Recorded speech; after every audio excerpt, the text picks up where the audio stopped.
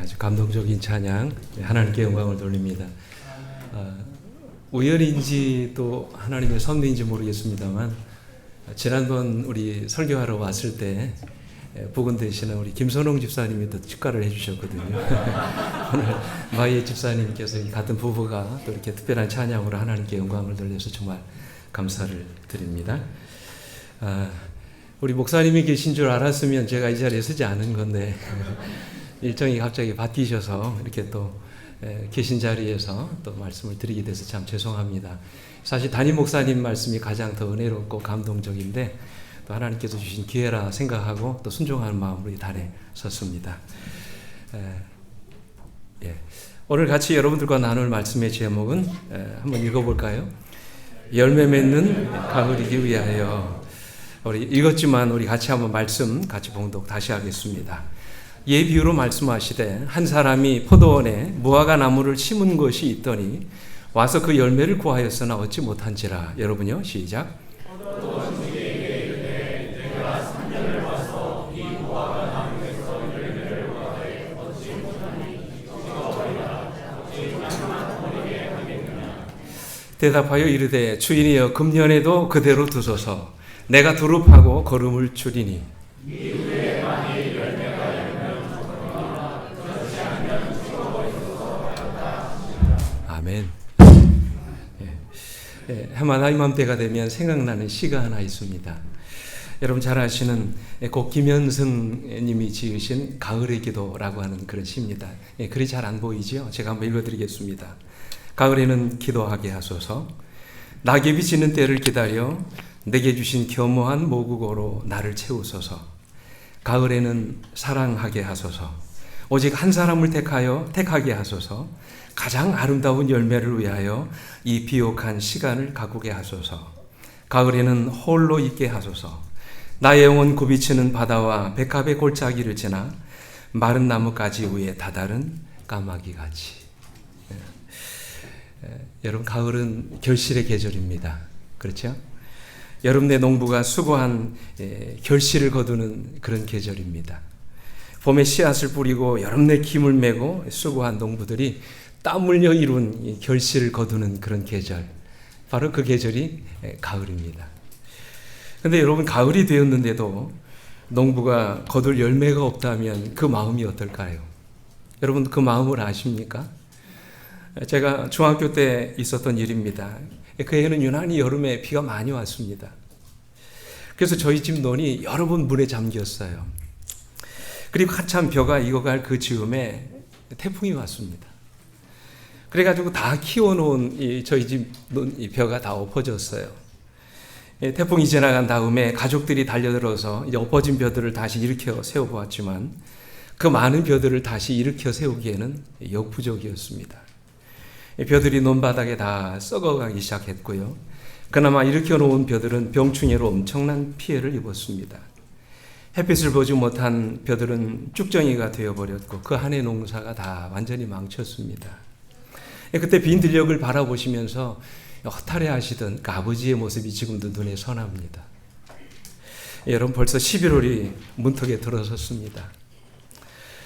이 결실의 계절인 가을에 오늘 여러분과 저의 삶의 들녘에는 얼마나 많은 열매들이 맺히고 계십니까? 오늘 이 시간에 좀 같이 여러분들과 나누고 싶은 그런 주제입니다. 가을이 되면 저는 개인적으로 그래요. 왠지 모를 허전함이 내 속에 있습니다. 뭔가는 바쁘게 살아온 것 같은데 내 안에 아무런 열매가 보이지 않은 내 자신의 모습을 때때로 보게 됩니다. 열심히는 살아온 것 같은데 아무것도 내세울 것이 없는 내 인생의 공허함이 내 속에 있는 것을 느낍니다.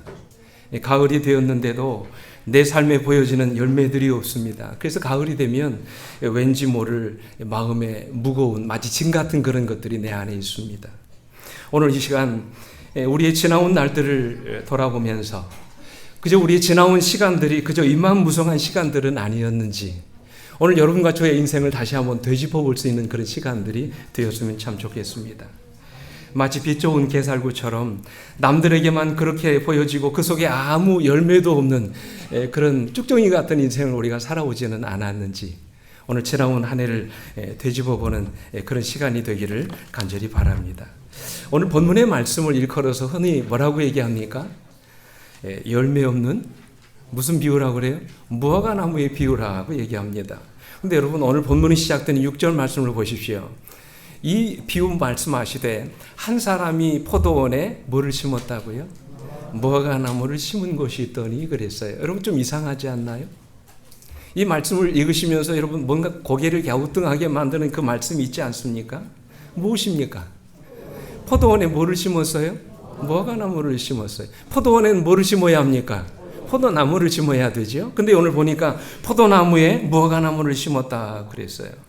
근데 여러분 지금도 팔레스타인에 가보면 농부들이 포도나무 사이에다가 뭐를 심냐면 무화과 나무를 심습니다.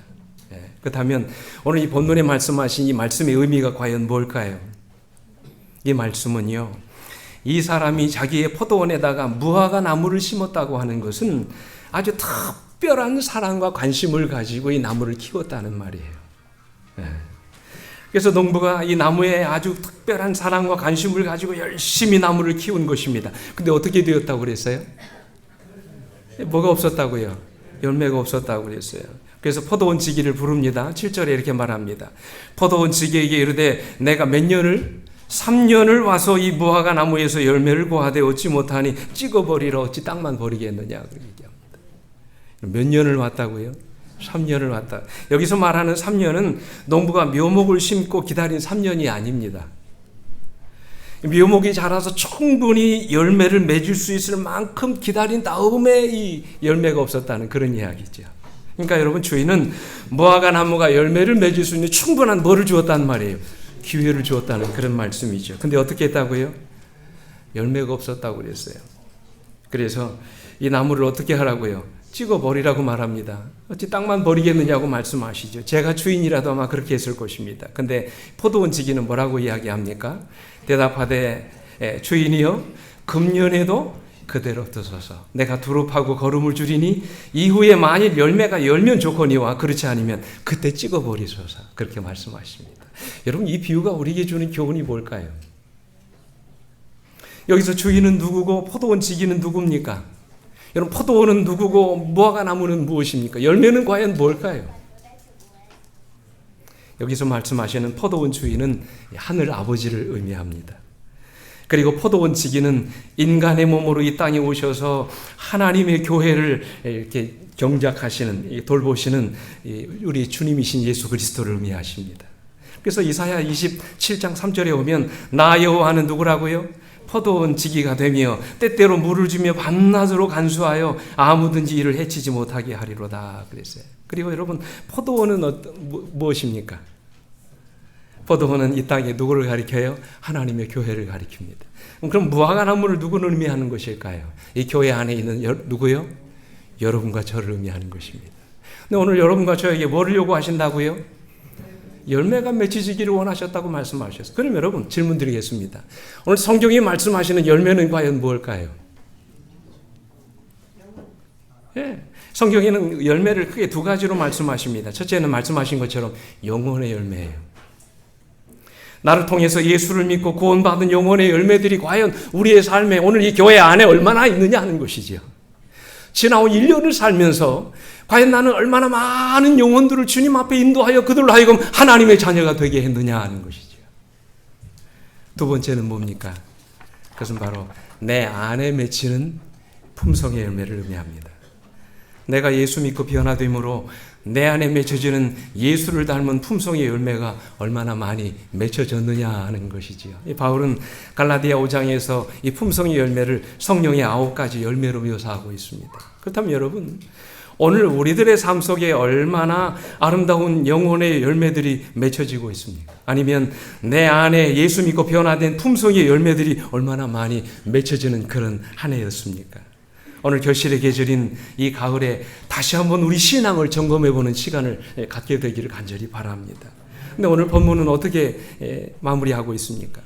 이에 비유로 말씀하시되 한 사람이 포도원에 무화과 나무를 심은 곳이 있더니 와서 그 열매를 구하였으나 뭐 했다고요? 얻지 못했다고 그랬어요. 오늘 저는 이것이 저와 여러분의 이야기가 되지 않기를 소망합니다. 올 계절에 저 오늘 여러분과 제가 하나님 앞에서 드릴 열매가 있는 그런 가을이 되기를 주님의 이름으로 소망합니다. 그러기 위해서는 이 시간 이 무화과 나무가 왜 열매를 맺지 못했는지 그 이유를 아셔야 돼요. 이게 오늘 드리고 싶은 말씀이에요. 여러분, 그토록 많은 관심과 사랑 속에서 자라난 이 무화과 나무가 왜 열매를 맺지 못했는가 하는 것이에요. 여러분, 우리가 그 이유를 알아야 우리가 열매를 맺을 수 있지 않겠습니까? 그렇죠? 과연 이 무화과 나무가 열매를 맺지 못한 이유가 과연 뭘까? 오늘 말씀 속에서 그 이유를 한번 찾아보도록 하겠습니다. 첫째로 무화과 나무가 열매를 맺지 못한 첫 번째 이유는요, 자신이 존재하는 이유를 깨닫지 못했기 때문에 그래요. 참 중요한 것입니다. 여러분, 무화과 나무가 이 땅에 존재하는 이유가 뭡니까? 기억하십시오, 여러분. 무화과 나무는 꽃을 피우기 위해서 있는 나무가 아니에요. 그죠? 이 무화과는 이름 그대로 뭡니까? 뭐 없이, 꽃 없이 열매를 맺는 그런 나무입니다. 볼품이 없는 나무지요. 그렇다고 해서 이 무화과 나무가 육질이 단단해서 건축용으로 쓰이는 그런 나무도 아니에요. 땔감으로 쓰일 수 있는 나무도 아닙니다. 이 무화과 나무가 존재하는 유일한 이유는 뭘 맺기 위한 거예요? 열매를 맺기 위한 것입니다. 오늘 우리 인간이 이 땅에 존재하는 이유도 저는 마찬가지라고 생각합니다. 저는 이 무화과 나무와 우리 인간이 존재하는 이유가 동일하다고 믿습니다.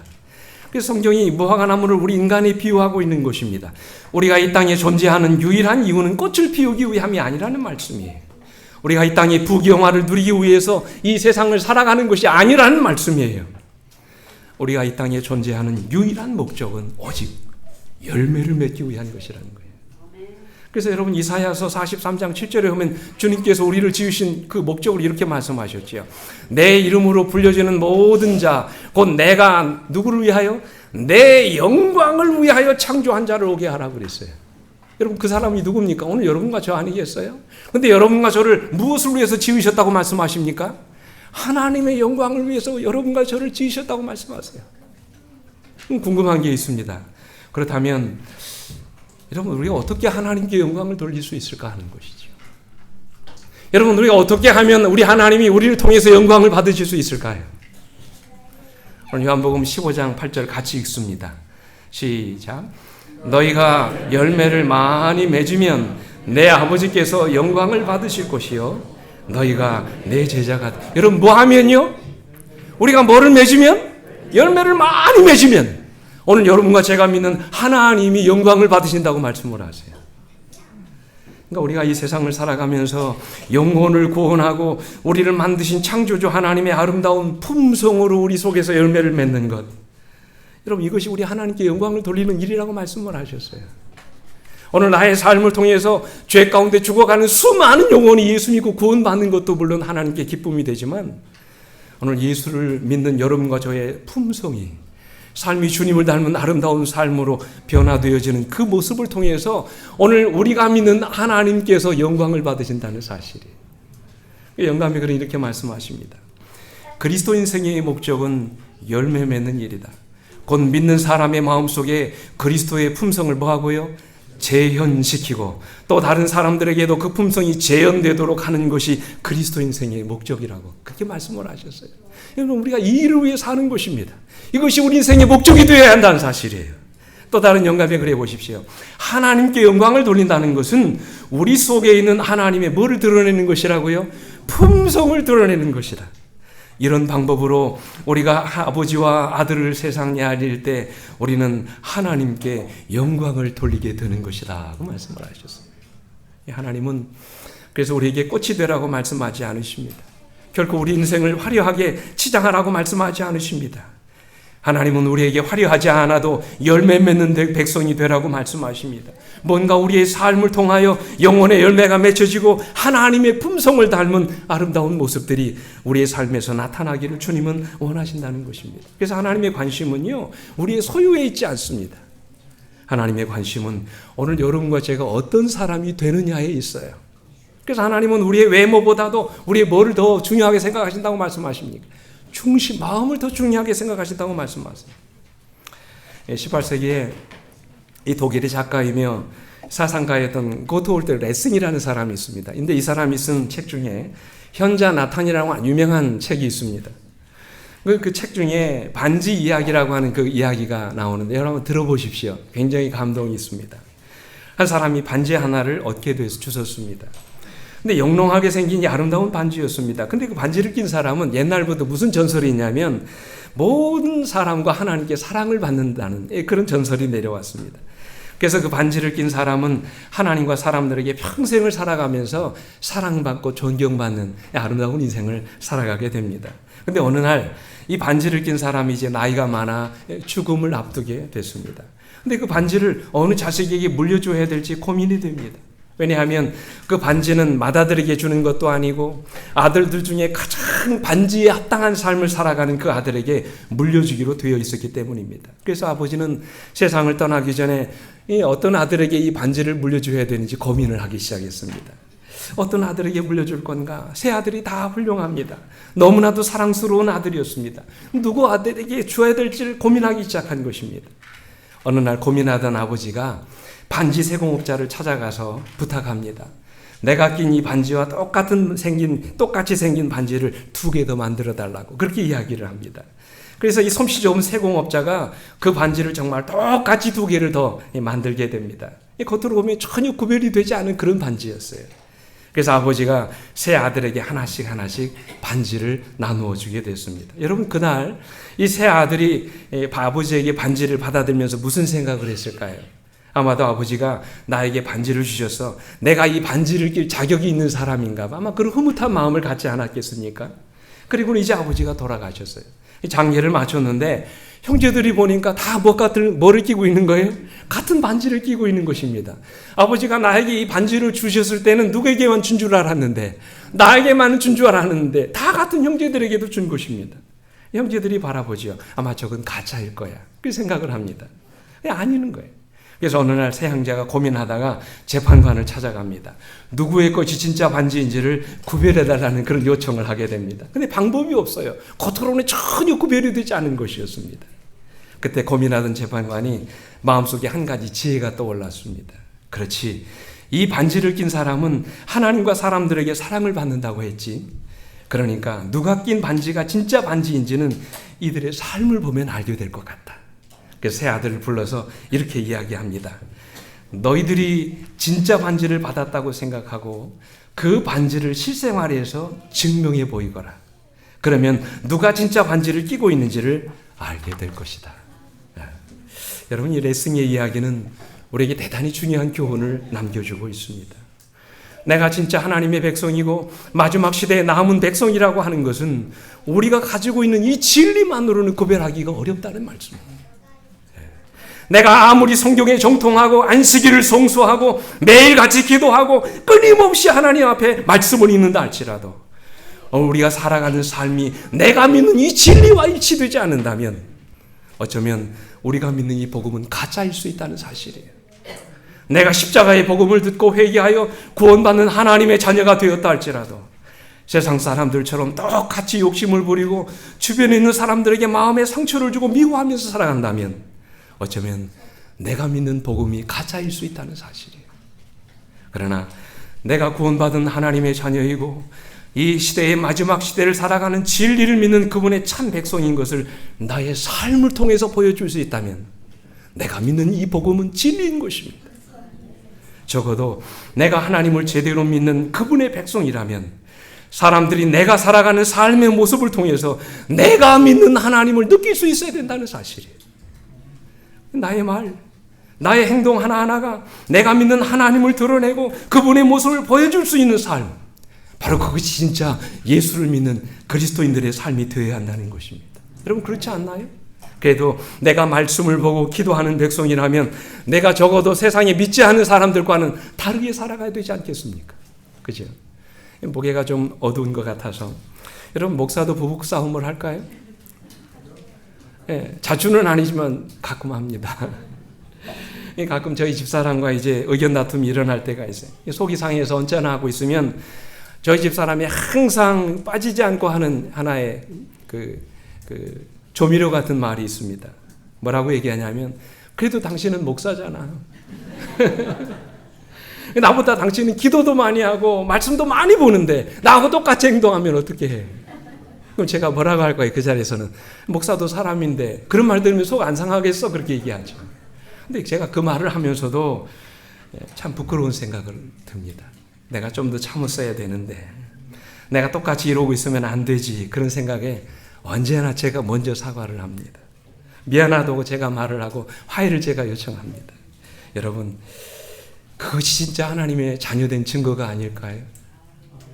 그래서 우리 주님께서도 마태복음 5장 16절에서 이렇게 말씀하십니다. 이같이 너희 빛이 사람 앞에 비치게 하여 그들로 너희 착한 행실을 보고 하늘에 계신 너희 아버지께 영광을 돌리게 하라 말씀하세요. 그러므로 우리 사랑하는 우리 성덕교회 성도 여러분이시여, 우리가 무엇을 위해 살아야 한다고 여러분은 생각하십니까? 여러분 무엇을 위해서 고민하고 기도하십니까? 오늘 여러분에게 호소합니다. 예수님을 닮아가는 것, 그것이 여러분과 저의 삶의 진정한 목표가 되어지기를 간절히 소망합니다. 결실의 계절인 이 가을에 나는 과연 무엇을 위해 살아왔으며 내 인생에는 어떤 열매들이 맺혀지고 있는지를 이 시간 조용히 돌아보시게 되기를 간절히 바랍니다. 그리고 내가 과연 예수 믿는 하나님의 자녀로서 나는 내가 믿는 예수님을 얼마나 많이 닮아가는 그런 인생을 살아왔는지 오늘 이 시간 우리 자신들의 삶을 한번 돌아볼 수 있는 그런 기회가 되기를 간절히 바랍니다. 문제는 여러분, 이 무화과나무의 문제가 뭡니까? 자기가 존재하는 이유를 뭐했던 거예요? 깨닫지 못했던 것입니다. 오늘 여러분 이런 잘못을 범하지 않기를 간절히 바랍니다. 둘째로 무화과나무가 열매를 맺지 못한 이유는요, 자신의 상태를 망각하고 있었기 때문에 그래요. 때로 저는 열매가 없는 것에 대해서 내 자신을 비롯해서 이 시대를 살아가고 있는 우리 그리스도인들이 얼마나 고민하고 있는지 저는 그것 때문에 때로는 고민을 합니다. 우습지요? 오늘 본문에서 하나님이 우리에게 아주 충격적인 말씀을 하시죠. 13장 7절의 말씀 보십시오. 한번 같이 읽어볼까요? 시작. 포도원 지기에게 이르되 내가 3년을 와서 이 무화과 나무에서 열매를 고하되 얻지 못하니 찍어버리라. 어찌 땅만 버리겠느냐 하셨네요. 여러분, 이 무화과 나무에게 지금 뭐라고 말씀하세요? 어찌 뭔만 버린다고요? 땅만 버리겠느냐고 말씀하세요. 이 무화과 나무가 자라고 있는 땅, 여러분 얼마나 귀한 땅입니까? 그죠? 그 땅에는 무한한 가능성이 다 들어가 있어요. 나무가 열매를 맺을 수 있는 모든 양분이 그 안에 다 있습니다. 그렇지 않습니까? 그런데 지금 이 나무가 그 땅에서 열매를 맺지 못하고 있는 것은 지금 그 땅을 뭐 하고 있는 거라는 거예요? 버리고 있는 것이라는 것이죠. 여러분, 이 말씀은 무화과 나무가 땅만 차지하고서는 열매를 맺지 못하기 때문에 그 땅을 지금 무슨 땅으로 만들었다는 얘기, 쓸모없는 땅으로 만들고 있다는 그런 이야기죠. 차라리 그 땅에다가 다른 나무를 심었으면 그 나무는 뭐를 맺을 수 있었을까요? 아마 열매를 맺을 수 있었을 것입니다. 근데 여러분, 저는 반대로 한번 생각을 해봤어요. 여러분, 반대로 이 나무는 어떤 생각을 할 수 있었겠습니까? 주인은 그런 생각을 할 수 있지만 반대로 이 무화과 나무는 어떤 생각을 할 수 있었겠습니까? 열매를 맺지 못한 것에 대해서는 주인에게 미안한 마음을 가졌을 수 있을지 모릅니다. 그러나 자기가 지금 밟고 있는 그 땅을 버리고 있다는 생각을 하지 못했습니다. 왜 그랬을까요? 적어도 이 무화과 나무는 뭐가 무성해요? 잎사귀가 무성합니다. 그리고 무화과 나무가 계속해서 자라나고 있었기 때문입니다. 그러므로 그는 얼마든지 자기가 지금 무슨 값을 하고 있다고 생각한 거예요? 땅값을 하고 있다고 생각하고 있었던 것입니다. 바로 여러분, 이것이 문제였어요. 오랜 세월이 지났는데도 열매를 맺지 못하는 신자들. 사실 우리의 모습이 아닌가요? 신앙의 연료는 오래되었지만 내 삶에 뚜렷한 변화의 열매를 없는 내 자신의 모습을 보면서 우리는 스스로 위로합니다. 뭐라고요? 내가 변하지 않은 것이 흠이라면 흠일지 모르지만 그렇다고 해서 내가 교회에 문제 일으키는 것도 아니고, 그죠? 다른 사람들에게 해를 끼치는 것도 아니고 뭐가 문제냐는 것이지요. 그죠? 안식일마다 안식일 성수하고 11조 꼬박꼬박 주님 앞에 챙겨드리고, 그죠? 내 신앙만 잘하면 되지 내가 다른 사람들에게 무슨 문제를 끼치냐는 것이지. 우리 얼마든지 그런 생각을 할 수 있습니다. 그러나 여러분, 이 무화과 나무는 이미 주변에 있는 나무들에게 아주 심각한 피해를 주고 있었다고 영감의 글은 그렇게 기록하고 있습니다. 그거 뭘까요? 영감의 글에 보십시오. 열매 맺지 않은 나무도 비와 햇빛과 과원지기의 돌봄을 받고 있다. 그 나무는 땅에서 뭐를 빨아들인다고요? 양분을 빨아들인다. 그러나 열매 맺지 않은 가지는 땅을 어떻게 하고? 어둡게 하기 때문에 열매를 맺을 나무도 그 그늘 때문에 번성할 수 없게 된다 그랬어요. 예.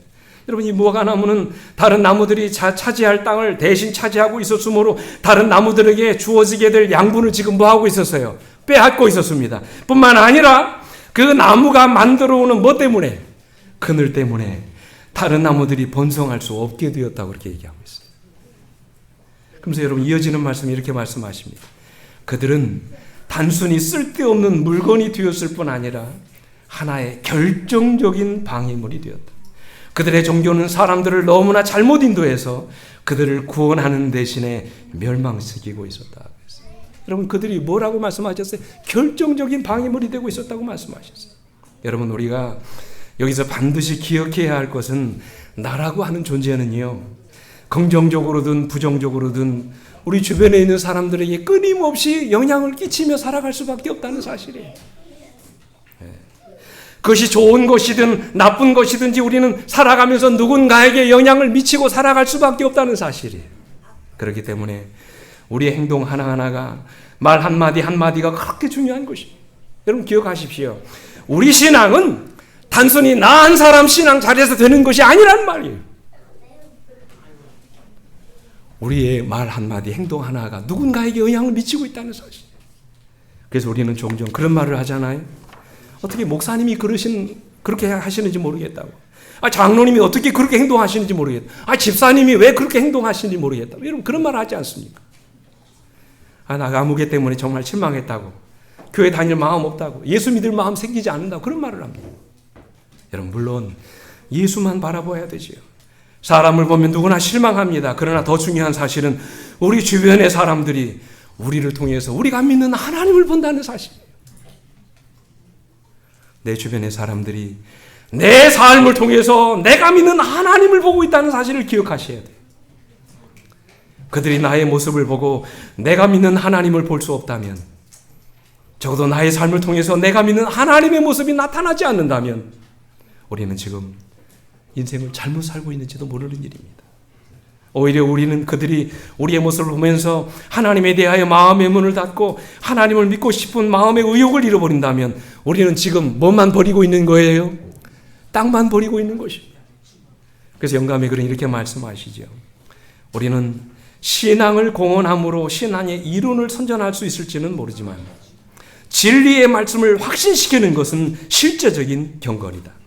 언행이 일치하는 생애, 거룩한 담화, 요동하지 아니하는 성실성, 능동적이고 동정이 많은 정신, 경건한 모범, 이것들은 빛을 세상에 전달하는 매개물이다. 그렇게 말씀하셨어요. 사람들이, 여러분 기억하십시오.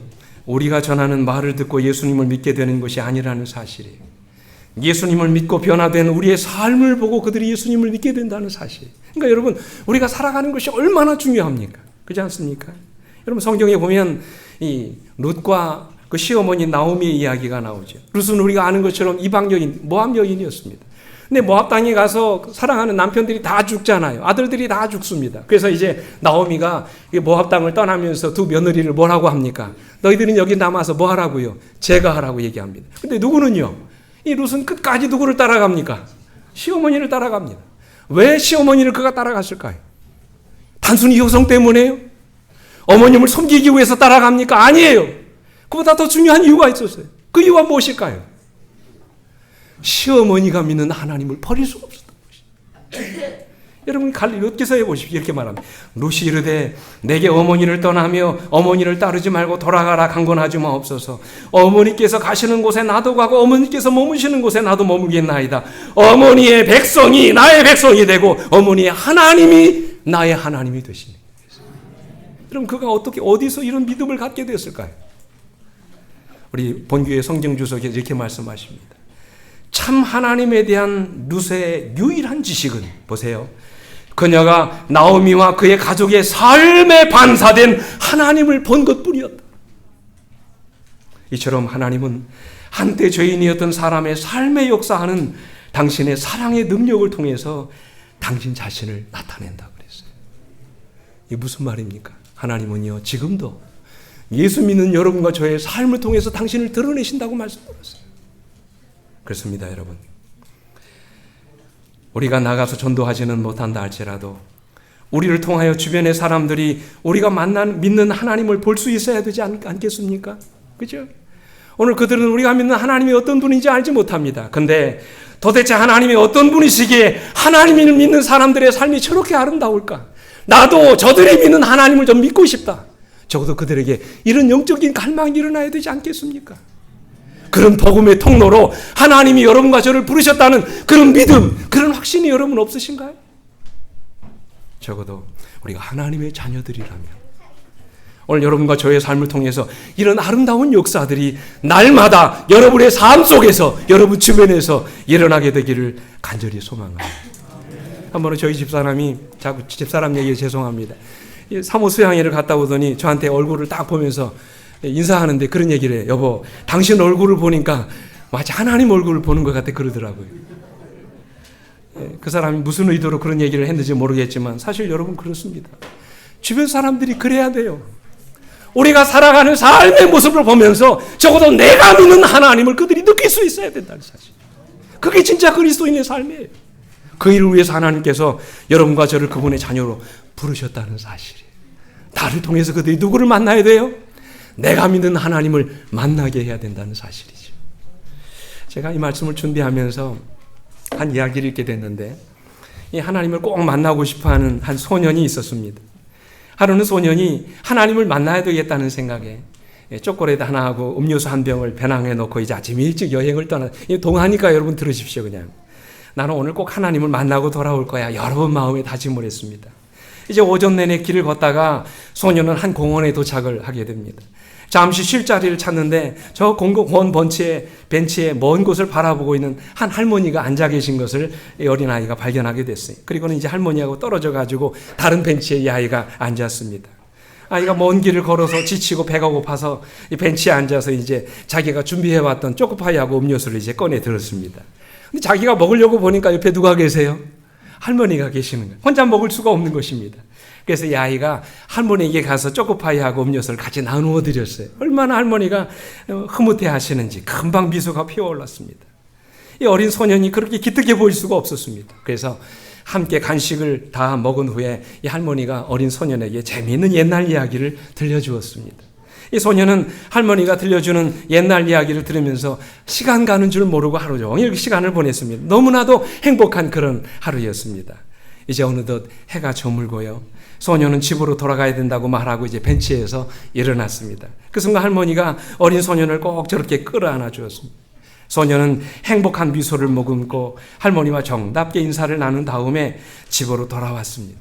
이 소년이 돌아온 것을 기다리던 엄마가 만면에 그냥 웃음을 가득 띤 이 아들이 돌아오는 모습을 보면서 이 아이에게 묻습니다. 오늘 무슨 일이 있었길래 그렇게 기분이 좋으냐, 그렇게 물었어요. 그랬더니 이 어린 소녀가 자랑이나 하듯이 이렇게 말을 했습니다. 엄마, 실은 저 오늘 하나님을 만났어요. 하나님은 제가 생각했던 것보다 훨씬 더 자상하고 따뜻한 미소를 가지신 그런 분이었어요. 무슨 이야기입니까? 이 어린 소년이 누구를 통해서? 할머니를 통해서 누구 만난 거예요? 하나님을 만났던 거예요. 이 소년보다 조금 더 늦은 시간에 이제 할머니도 늦은 저녁에 어두워져서 집으로 돌아갔습니다. 할머니가 얼마나 행복해 하시는지 이 어머니의 따뜻한 미소를 본 그 아들이 묻습니다. 어머니, 오늘 무슨 좋은 일 있으셨어요? 묻습니다. 그때 할머니가 웃으면서 이렇게 대답을 합니다. 사실 오늘 공원에서 하나님을 만났단다. 그분과 함께 초콜릿과 음료수를 먹으며 온종일 이야기를 했지. 그리고 말이다, 그분은 내가 생각했던 것보다 훨씬 더 젊으시더구나. 여러분, 그냥 웃자고 한 이야기입니다만 여러분, 이 이야기가 주는 교훈이 무엇일까요? 우리가 서로의 모습을 통해서 우리가 믿는 하나님의 모습을 볼 수 있다면 얼마나 행복하겠습니까? 이것이 우리를 하나님을 기쁘시게 하는 일이 아니겠습니까? 오늘 이것이 우리가 이 땅에 사는 이유가 아닐까요? 그렇다면 우리가 어떤 사람이 되어야 하겠습니까? 여러분에게 다시 말씀드립니다. 하나님은 우리가 단순히 자리만 차지하고 있는 사람이 되기를 원하지 않으십니다. 무늬만 그리스도인 사람이 되기를 원하지 않으십니다. 그리스도인으로서 우리가 믿는 하나님을 나타내는 삶을 살기를 주님은 너무나도 원하십니다. 뭔가 이 세상의 그리스도인으로서 선한 영향력을 끼치며 살아가는 그리스도인이 되기를 원하십니다. 하나님을 닮은 품성을 통해서 이 세상을 아름답게 할 뿐만 아니라 오늘 여러분과 저의 삶을 통해서 죄 가운데 죽어가는 수많은 영혼들을 구원해내는 복음의 통로가 되기를 주님은 원하십니다. 그것이 우리 하나님께 기쁨이에요. 그것이 우리 하나님을 영화롭게 하는 것입니다. 그것이 오늘 여러분과 제가 이 세상을 살아가는 이유라는 사실을 기억하시기를 간절히 바랍니다. 그러면 여러분 다시 말씀드립니다. 우리는 그저 자리만 차지하고 살아가는 존재가 아님을 기억하시게 되기를 간절히 바랍니다. 우리는 거룩한 부르심을 입은 사람들입니다. 특별한 사명을 가진 자들입니다. 오늘 맡겨진 사명에 따라 이 땅에 하나님의 영광을 드러내며 죽어가는 영혼을 구원하는 일에 우리 모든 성도들이 함께 헌신하여 주님께 영광을 돌리시는 여러분과 저의 삶이 되기를 간절히 바랍니다. 마지막으로 이 무화과 나무가 열매를 맺지 못한 마지막 가장 중요한 이유 중에 하나는 자신의 위기를 깨닫지 못하기 때문에.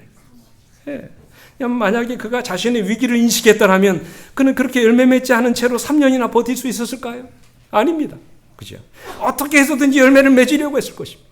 만에 하나 주인이 열매 맺지 않은 나무를 찍어버릴 것이라고 생각했더라면 아마도 그는 틀림없이 열매를 맺으려고 안간힘을 썼을 것입니다. 그죠? 근데 몰랐어요.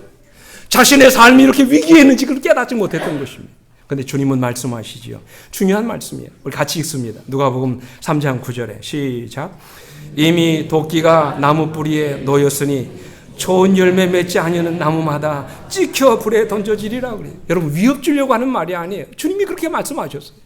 여러분 마태복음에도 말씀하시죠. 아름다운 열매 맺지 아니하는 나무마다 찍혀 어디에요? 불에 던져질 거라고 말씀하세요. 오늘 본문인 누가복음 13장 7절에도 말씀하시죠. 포도원 지기에게 이르되 내가 3년을 와서 이 무화과 나무에서 열매를 구하되 얻지 못하니 찍어버리라. 어찌 땅만 버리겠느냐 말씀하셨어요. 여러분 열매 맺지 못하는 나무마다 뭐가 있는다고요? 하나님의 뭐가 임하겠다고요? 심판이 임하겠다고 말씀하세요. 여러분 그렇다면 여러분 열매를 맺고 안 맺고는 우리의 뭐를 결정하는 참 중요한 것입니다. 열매를 맺고 안 맺고는 우리의 뭐를 결정하는 문제라는 말이에요. 영혼을 결정하는 아주 중요한 문제라는 것입니다.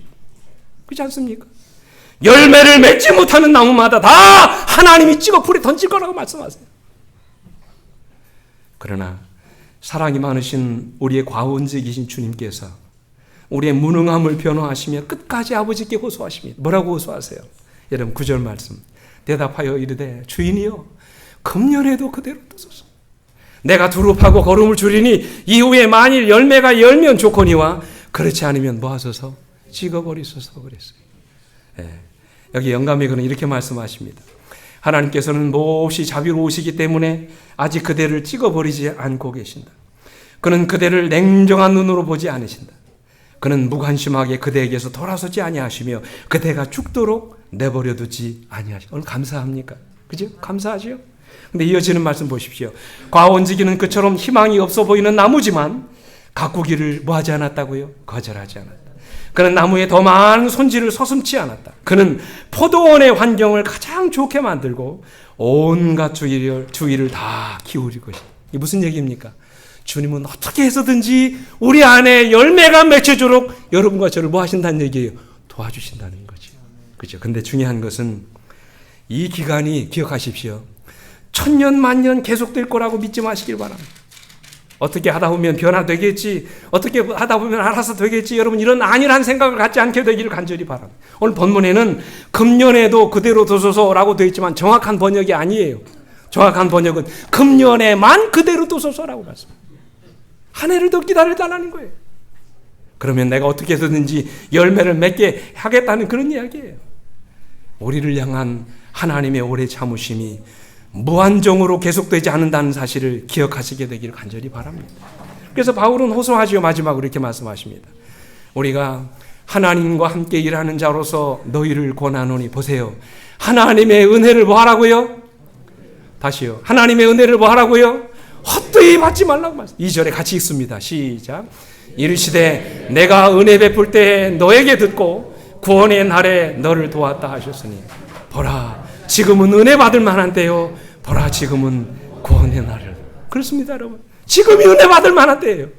지금 오늘이 여러분과 저의 삶을 통해서 열매 맺을 유일한 한 해입니다. 여러분 이 시기를 늦추지 않게 되기를 간절히 바랍니다. 한 이야기만 드리고 말씀 마치겠습니다. 미국 뉴저지에 소재한 이 가정사역 기관인 패밀리 서치라고 하는 그 기관이 있는데, 이 기관에 이 원장으로 계시는 정정숙 원장님의 간증을 제가 한번 읽게 됐습니다. 이분이 이 젊은 날에 이 남편을 잃었어요. 이 남편이 정태두라고 하는 박사님이신데 젊은 날 46살의 젊은 나이에 세상을 떠납니다. 근데 어느 날 남편이 세상을 떠나니 그 과정 속에서 그가 하나님을 만났던 이야기를 그가 늘어놓는 거예요. 어느 날 남편이 테니스 라켓을 떨어뜨립니다. 살을 마시는데 커피잔을 자꾸 놓칩니다. 자꾸 몸이 축축 처지는 것 같아요. 처음에는 디스크인 줄 알았다는 거예요. 병원에 진단을 받았더니 근위축증이라고 하는 질병이었어요. 희귀난치성인데 이 병은 걸리면 일단 3년 내에 사망하는 그런 병이었어요. 얼마나 절망스러웠겠습니까? 그때 남편이 박사학위 논문을 받은 마지막 단계였는데 절망할 수밖에 없죠. 그래서 이 아내가 남편을 도와서 타자를 쳐가지고 논문을 완성합니다. 8개월 만에 논문을 다 제출하고 드디어 박사학위를 취득하게 됩니다. 한국에서 우리 대학에 오시라고 교수 임용 제의를 받았어요. 근데 몸이 어떻게 됐습니까? 몸이 다 망가졌잖아요. 몸이 점점 약화됩니다. 앉아 지냅니다. 나중에 너무 힘들어가지고 누워서 지냅니다. 건강을 잃어버린 지금 아무것도 할 수 없게 된 사실을 그들이 깨닫게 됐어요. 도무지 살아날 가능성이 없는 것처럼 보였어요. 그때 이 남편이 살려달라고 하나님께 금식하며 기도했대요. 근데 모든 기능이 마비되고 너무나 고통스러운 삶이 이어지니까 삶을 포기하는 것입니다. 야, 내가 이렇게 살아서 뭐 할까? 하나님 차라리 나를 뭐 해달라고요? 데려가 달라고 하나님께 기도했답니다. 근데 여러분 어느 날 들어보십시오. 이분이 사경을 헤매면서 비몽사몽간에 있는데 마치 스크린에 영상이 지나가듯이 자신의 지나온 과거가 탁 지나가더라는 거. 눈앞에 자신의 모든 과거가 지나가는데 얼마나 부끄러운지 순간적으로 그런 생각이 들더라는 거예요. 야, 내가 이렇게 인생을 마쳐서는 안 되겠다. 사랑하지 못한 날들이 너무나 많았어. 욕심 부리고 살았던 시간들이 너무나 많았어. 하나님의 영광을 뒤로 한 채 자기 욕망에 사로잡힌 순간들이 너무나 많았어요. 그래서 그는 스스로 생각합니다. 지나온 삶을 이제 정리해야 되는 그 시점에서 야, 이렇게 내 인생이 맞춰지면 어떻게 해야 될까? 위기의식을 느꼈다고 그랬어요. 부끄러운 생각이 들더라는 거예요. 그래서 외마디 비명을 질렀습니다. 하나님, 그만 보여주십시오. 그만 보여주세요. 그러는 가운데 이분이 급성 폐렴까지 와가지고 이제 죽음과 삶의 경계에서 왔다 갔다 하는 그런 날들을 보냅니다. 근데 어느 날 그 남편이 무의식 중에 이런 말을 하더래, 아내에게. 여보, 나 더 살아야 되겠어. 죽어가는 사람이 갑자기 일어나더니 뭐라고 얘기하냐면, 여보, 나 더 살아야 되겠어. 무슨 얘기입니까? 이렇게 내 인생을 마치고 싶지 않더라는 얘기예요. 자기가 실패한 인생을 만회하고 싶다는 그런 말이었어요. 그는 다시 하나님께 무릎을 꿇고 기도했고요. 기적같이 하나님께서 이 사람의 기도를 들어주셨어요.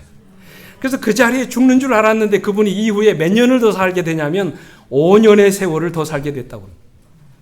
그리고는 기회가 있을 때마다 아내에게 이런 유명한 말을 했다고 합니다. 여보, 천국은 반드시 있어. 잠시 사는 이 세상 부끄럽지 않게 살아야 해. 그는 마지막으로 사는 날 동안 정말 부끄럽지 않은 인생을 살기 위해 최선을 다하며 살았다고 그렇게 얘기합니다. 그가 마지막으로 산 5년의 세월은 그 누구보다도 아름다운 인생으로 그의 삶을 마무리했다는 그런 간증을 제가 읽게 됐습니다. 여러분 그렇습니다. 잠시 사는 인생 여러분에게 호소합니다. 부끄럽게 살아서는 안 되잖아요. 그죠? 사랑하는 우리 성곽교회 성도 여러분, 인생에는 기회가 언제나 있는 것이 아닙니다. 오늘은 다시 오지 않습니다. 우리가 살아간 올 한 해는 다시는 돌이킬 수 없는 한 해입니다. 이 해가 끝나기 전에 우리 모두 열매 맺는 백성으로 주님 앞에 바로 서시게 되기를 간절히 바랍니다.